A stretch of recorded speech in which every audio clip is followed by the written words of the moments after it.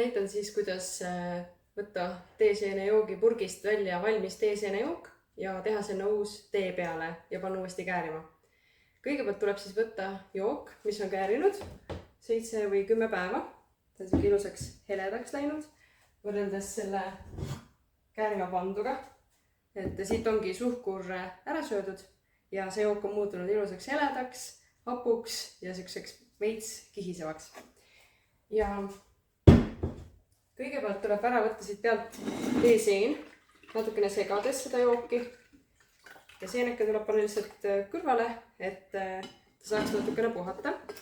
Ja mina valan kannu sisse selle joogi kõik ära ja läbi sõela, sest et nagu näed, siin on selliseid väikeseid niidikesi sees sellest teeseenest tulnud. Niimoodi jääb see jook ilus puhas. Ja teeseenega tegelemine ja selle joogiga tegelemine on üks paras solberdamine.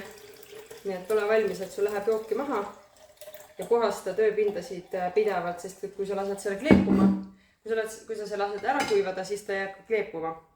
Nii, purgi pesen pealt poolt ära ka selle puhta lapiga.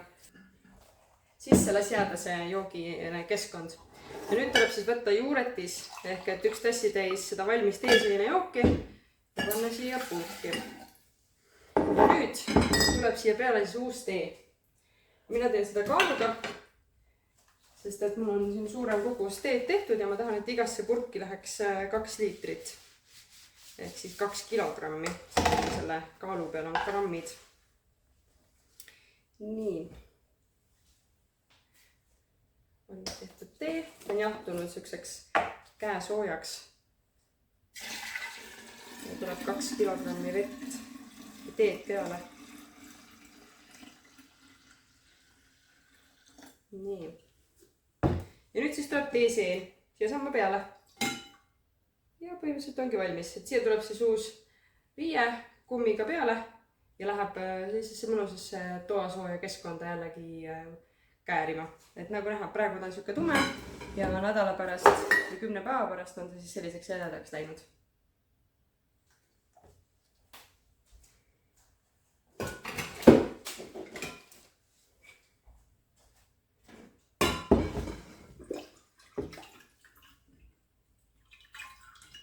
Ja vahel on ka seel, selline säbru, siis need saab põhimõtteliselt tavalise kerge veega maha loputada.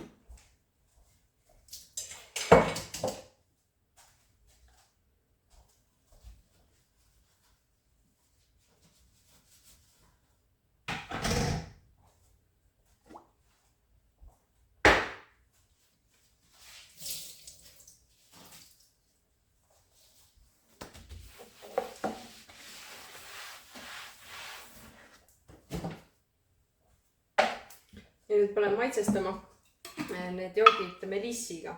Melissi puru tuleb lihtsalt panna purgi või pudeli sisse, kus sa maitsestad ja minu tava on see, et põhi peab olema täis. Peab natukene veel pisemaks muljada. Marjad tuleb kindlasti ka katki suruda. Siis tuleb see marjamahl tuleb sealt välja. Siis ta saab käärida seal edasi. siin purgis siis tekib mull. Siin tekib tegelikult see järelkäärimine ja see on, kuna see on õhukindlad, siis siin tekibki süsihappegaas ja ta jääb siia joogi sisse. Niimoodi. Ja see ka nüüd jääb siis 3 päevaks toatemperatuurile, et ta saaks mõnusalt järelkäärida. Kui sa tahad käärimist õpetada, siis pane jook jahedasse. Aga muidu toas soojas tekib kõige parem käärimine.